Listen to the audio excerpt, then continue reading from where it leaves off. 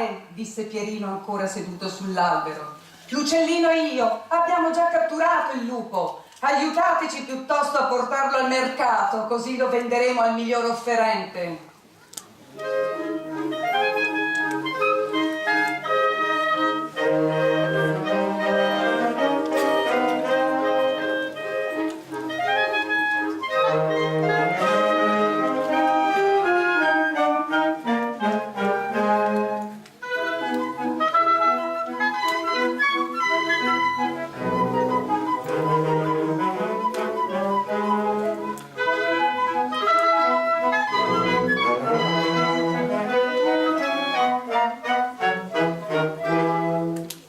E allora,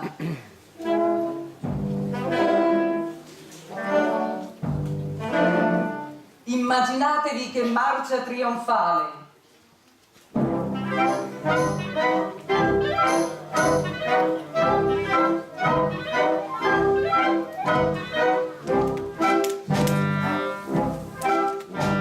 Pierino in testa.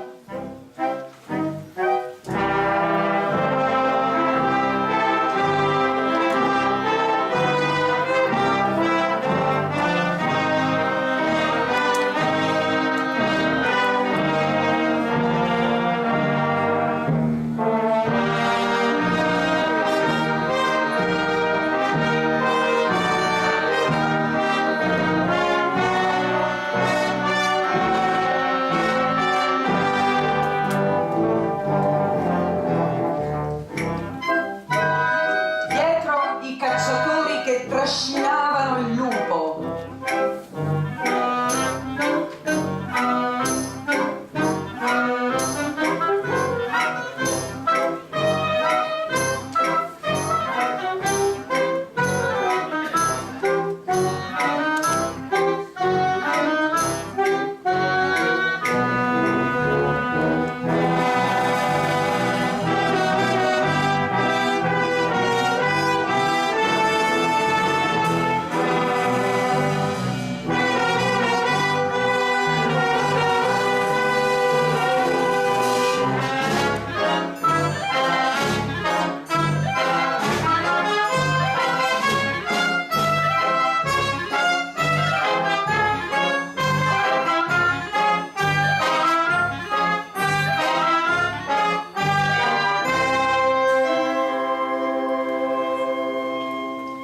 Il nonno, visti i continui brontolamenti, fu portato al Parco dei Tigli.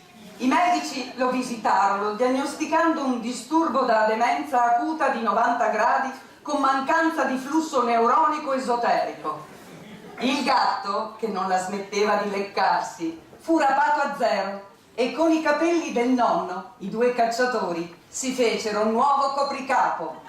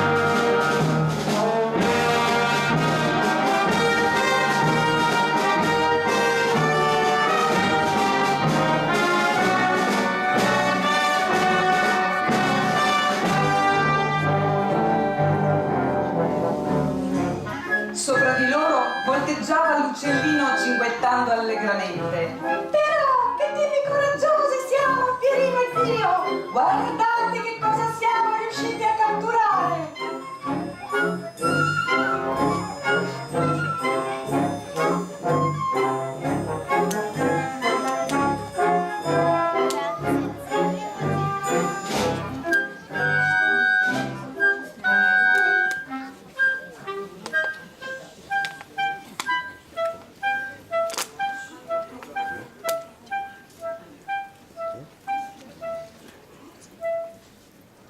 Se qualcuno avesse ascoltato con attenzione, avrebbe sentito l'anatra che faceva quan quan quan nella pancia del lupo, che per la fretta, quello scemo, l'aveva inghiottita viva. Così i cacciatori accesero un fuocherello e cucinarono l'anatra all'arancia. L'uccellino cotto diventò un piatto tipico veneto, polenta e osei. Pierino, il furbacchione, scappò alle isole Cayman con il bottino ricavato dalla vendita del lupo.